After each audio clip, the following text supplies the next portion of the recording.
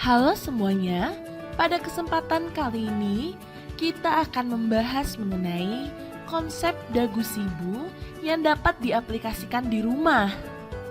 Lalu, apa itu dagu sibu?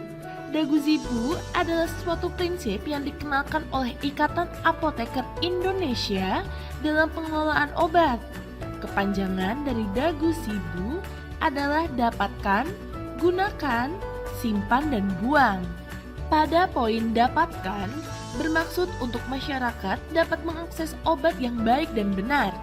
Obat dapat ditemukan pada apotek, instalasi rumah sakit, klinik mandiri dokter, toko obat yang memiliki izin resmi untuk menjual obat-obatan. Dalam pembelian obat, juga harus diperhatikan penggolongan obat yang tertera pada kemasan, seperti obat bebas yang ditandai dengan lingkaran hijau, yang berarti obat tersebut dapat dibeli secara bebas atau tanpa resep di apotek atau toko obat. Yang kedua ada jenis obat bebas terbatas, yang ditandai dengan lingkaran biru, yang berarti obat tersebut dapat dibeli secara bebas atau tanpa resep di apotek atau toko obat. Namun terdapat instruksi atau peringatan tambahan pada kemasan. Jenis terakhir adalah obat keras yang ditandai dengan lingkaran merah dengan huruf K di tengah lingkaran, yang berarti obat tersebut dapat dibeli harus dengan resep dokter.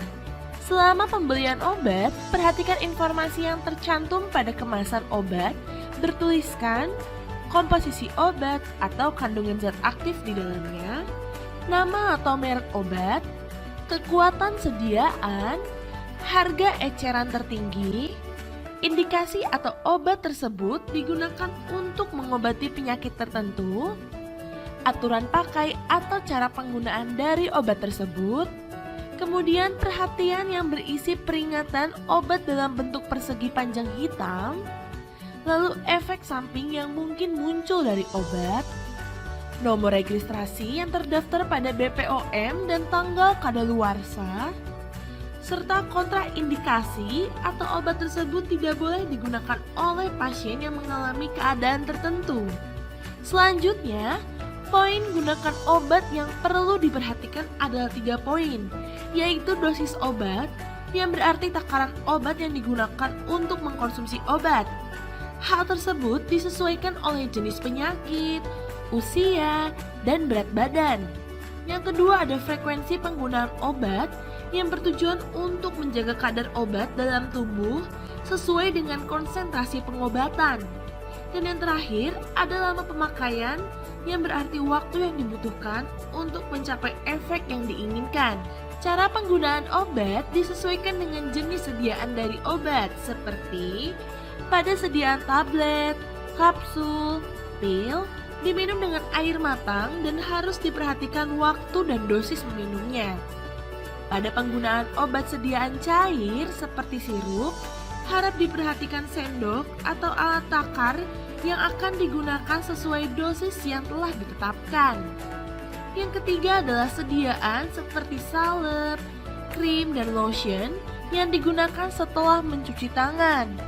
Sediaan tetes mata dilakukan dengan mencondongkan kepala ke belakang dan tarik kelopak mata bagian bawah dengan telunjuk sehingga membentuk kantung, kemudian teteskan.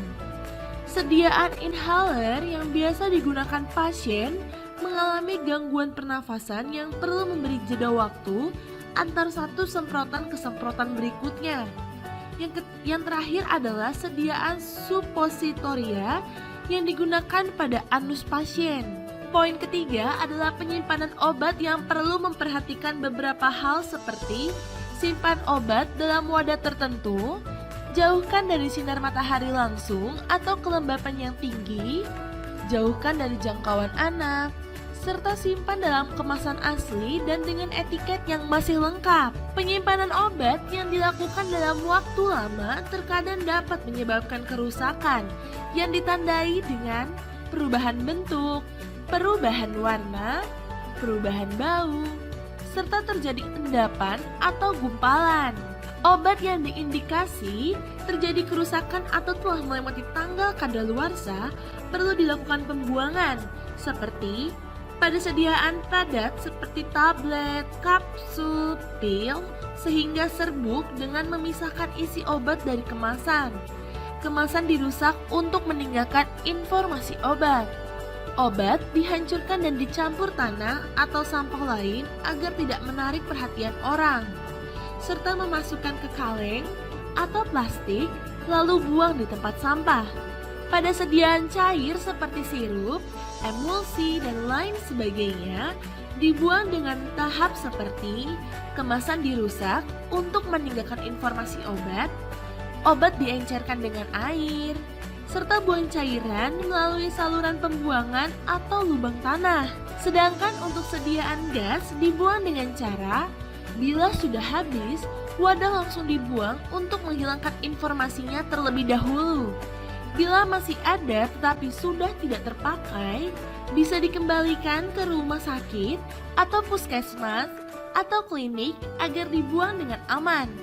Selain itu, wadah aerosol jangan dilubangi atau digepengkan atau dibakar karena berisiko meledak. Berikut referensi yang kami gunakan. Terima kasih atas perhatiannya dan sampai jumpa di video selanjutnya.